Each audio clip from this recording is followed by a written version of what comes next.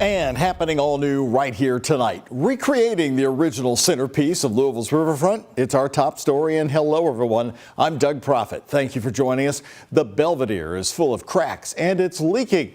The mayor himself hosted his first community feedback session tonight about its future at Louisville Central High School. WHAS11 Night Team's Jose Alonso is live right now at 5th and Main Streets to give us the update at the Belvedere on where things stand for this showplace it used to be back in the day when it opened. Jose. Yeah, Doug, I mean, let me tell you, we're coming at you live late at night on a Thursday, but it is still just crickets here at the Belvedere right now. And that's exactly why Louisville Mayor Craig Greenberg wants to redesign this area. But before he can show you any renderings or bring you an official plan, he needs to hear from the public first. It was designed to lure people back into downtown Louisville for events, to illustrate history through statues and show off a scenic view. Look at these original photos from the U of L Digital Archive collection of the Belvedere. You know, growing up, it was a place to where we could go as a family. Being from the East End, we could go down and go for concerts and things of that nature, have family reunions down there and things. It even had an ice skating rink. Here's former Louisville Mayor Jerry Abersom on the Belvedere, but now at 50 years old, showing its age. The cracks are too numerous to count. And this is the reality in 2025. It's not in great shape. The Belvedere has been neglected by our city for decades. Louisville Mayor Craig Greenberg addressing the public in a feedback session at Central High School in the Russell neighborhood. In a presentation, Greenberg addressed the need to bring the Belvedere back to its historic glory. On Thursday, the pathway was clear, but most of the concrete venue was blanketed in untouched snow. The only visitors walking around went directly to the elevator for the parking garage. And if we're honest with ourselves today, the Belvedere really is used only a couple times a year in earnest. In the audience, keeping a close eye, was Brian Barnett, who was listening closely to the mayor's call to action. The Belvedere Thunder of Louisville brings us all together. Or the World Fest, as he mentioned, those are events, Pride Fest and things, those are events that bring us all together as one in one big city. And so we want to make sure that stays what it is for our children to come. The mayor wants your input, but he already has the money. So the funding will come in part from the state, from the city government, but we also expect to have the private sector contribute through philanthropy.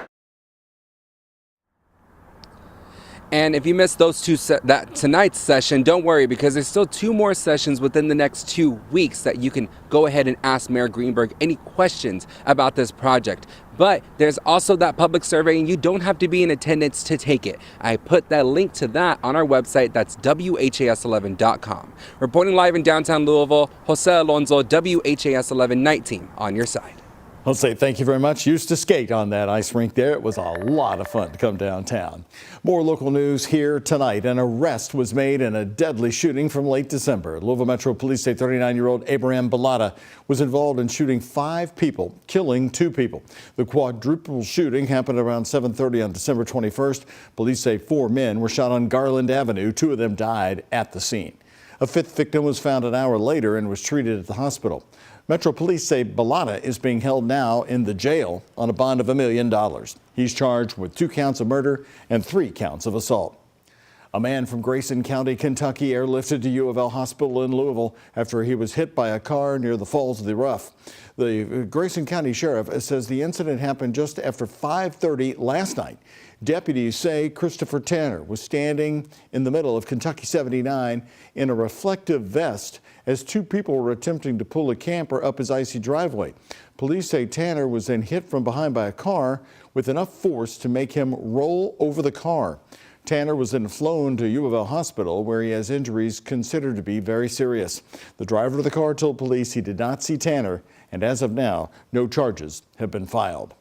I-265 in southern Indiana, we're talking Floyd County, was shut down for more than 5 hours after this fiery crash in southern Indiana. You're looking at photographs shared by the Floyd County Indiana Emergency Management Team. The garbage truck there caught fire this morning at about 8:30 a.m. and the interstate finally reopened at 4:30 this afternoon.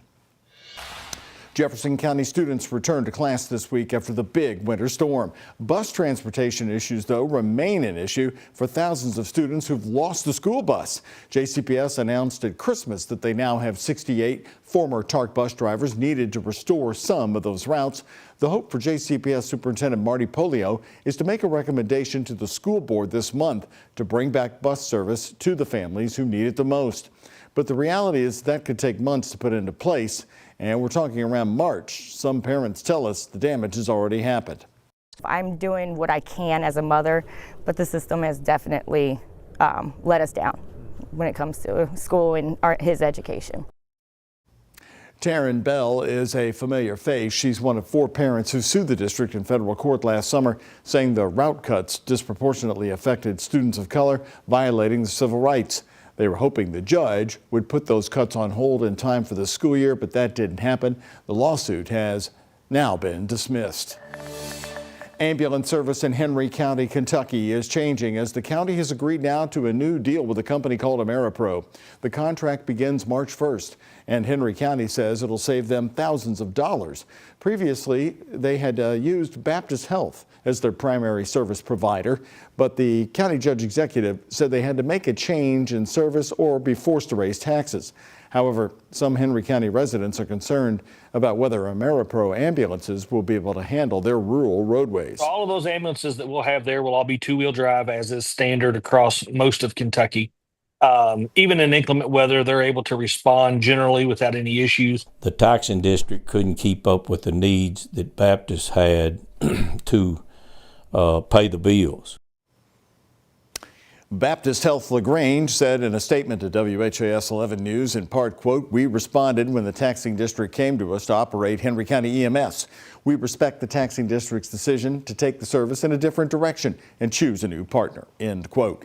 There is going to be a public meeting coming up on Monday, even though it is the holiday. They're going to be talking about the new contract Monday night at 5 p.m. at the Henry County Judge Executive Office. All new right now tonight on the WHAS 11 night team. 6 people in Kentucky have died since the winter storm 11 days ago. And that includes, we learned today, 1 man from Oldham County. In Louisville, the snowpack has turned to icy sidewalks and streets. It's treacherous. That means a lot of slipping and falling. WHAS 11 night team's Clarice Shaley and photojournalist Aspen Hester talking to local hospitals about the injuries. Snow that's turned into ice, slick and dangerous ice. The sidewalks are kind of iffy. It has been annoying. Nearly 2 weeks after the snow fell and everything iced over. It's also been tragic. It's now confirmed 6 deaths related to the ice and the snow we received. 6 Kentuckians are dead due to injuries or medical emergencies. Some were caused by cardiac arrest from shoveling snow. These losses are tragic. U of L Health says since January 10th, at least 80 falls and more than 20 cold-related issues such as hypothermia, frostbite, and exposure to cold temperature. Norton Healthcare says since January 11th, 26 visits due to cold exposure. On Everett Avenue in the Highlands, the difficult task of removing layers of ice and snow continues. With the last couple of days with the freezing and thawing and freezing and thawing, it's gotten super slippery in the areas where it's still ice on the sidewalks. In the Highlands, the sidewalks are so bad, they're walking on the street. While in Germantown, dog walking is getting easier. Noticeably a lot less slick spots. I haven't had to watch every step I'm doing, trying to be as careful as I can because, I still got to be on my feet at work. Some areas are better than others, but the hope is that a lot of this will clear up with some warmer weather. I think we're all over it. I think it's more of just an exhaustion right now and just not wanting to deal with it. I am eager to see it all gone. With polar air returning early next week. We need everyone out there to stay safe. Check on your older relatives. Check on your neighbors. Make sure that you have plans to stay warm. Some of the coldest air so far is coming this snowy Kentuckiana winter. In Louisville, Clarice Shaley, WHAS 11 night team on your side. And remember, below single-digit wind chills at times are on the way. With these temperatures, you can get frostbite within just about 15 minutes exposed outside. We've got all the information you need on those warming centers and where they're going to be on our website right now. Just go to WHAS11.com. More top stories here on the night team on Capitol Hill. More of President-elect Donald Trump's picks for cabinet positions began their confirmation hearings today. Senators grilling Donald Trump's pick for Secretary of the Interior, North Dakota Governor Doug Burgum, and his pick for Treasury Secretary, the billionaire hedge fund manager Scott Bessent. They also pressed Donald Trump's pick to run the EPA along with their views on climate change. Do you agree with President-elect Trump that climate change is a hoax? I believe that climate change is real, as I told you. As far as President Trump goes, the context that I've heard him speak about it was with a criticism of policies that have been acted because of climate change, and I think that he's concerned about the economic costs of some policies where there's a debate and a difference of opinion between parties. I would respectfully disagree with you. I think he has called it a hoax time and time and time again. Bernie Sanders speaking there, of course. Today was day 2 for Donald Trump's pick for Attorney General Pam Bondi. Witnesses weighed in on whether she's qualified for the position after a tense hearing yesterday, where Bondi was pressed about whether she would attempt to politicize that office. President Joe Biden will not enforce a ban on the social media app TikTok that is set to take effect a day before he leaves office on Monday, according to a U.S. official. Last year, Biden signed a law requiring that TikTok's China-based parent company divest the company or be banned in the United States. The outgoing administration is now leaving the implementation of that law to Donald Trump. Trump, who once called to ban the app, has since pledged to keep it available in the United States. However, his transition team has not said how they intend to accomplish that. Kentucky Governor Andy Beshear is pushing for changes to federal marijuana laws. It comes as the state navigates the legalization of medical marijuana. Due to federal regulations, people with legal marijuana cards in Kentucky will not be able to legally purchase a firearm. This is because marijuana is still classified as a Schedule I drug alongside heroin, meth, and LSD. Today, Beshear emphasized the need for the drug to be reclassified. Listen, veterans with PTSD, they deserve relief, and they shouldn't have to forfeit any part of Second Amendment rights or any other rights that they have under Kentucky law or any other state law. There was an effort last year to reclassify marijuana after President Joe Biden pardoned thousands of people for low-level cannabis offenses. However, those efforts seem to have stalled.